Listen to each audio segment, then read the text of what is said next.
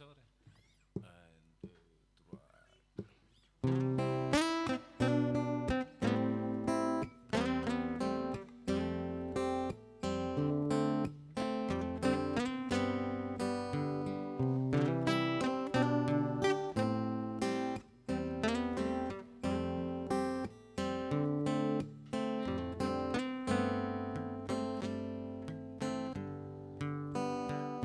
Tsy dia mahazatray nanambara hoe tianao aho. Tsy haiko koa ny tantara zay tena tony itiavako anao. Mirovosiko eto ako ny voany izay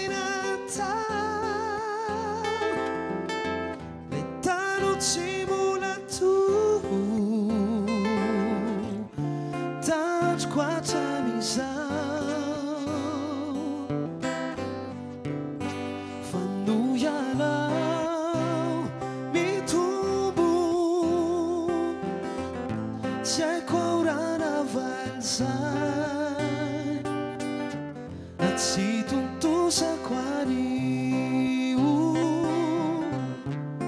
izay quatrai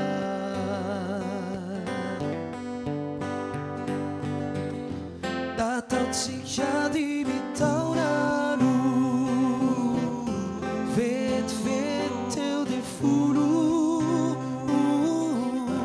nampitsika dimy indray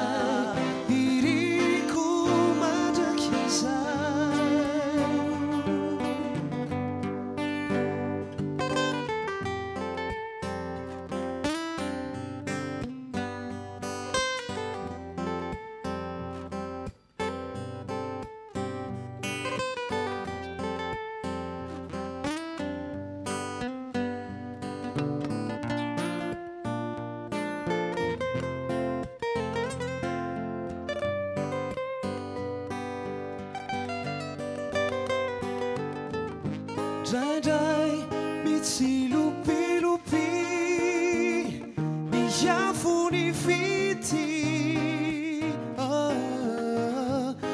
Drai iray miritra fo isika mifamaly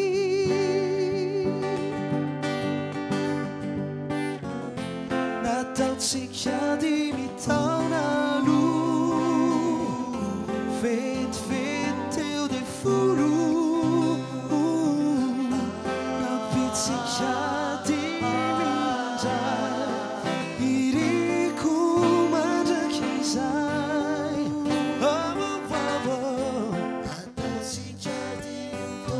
nataontsika dimy taona vetivety teo dia folo nampitsika iriko mandraky izay diantsika roa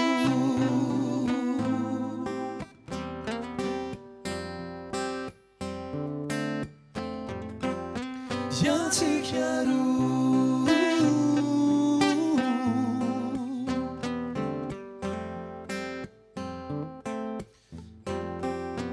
diantsika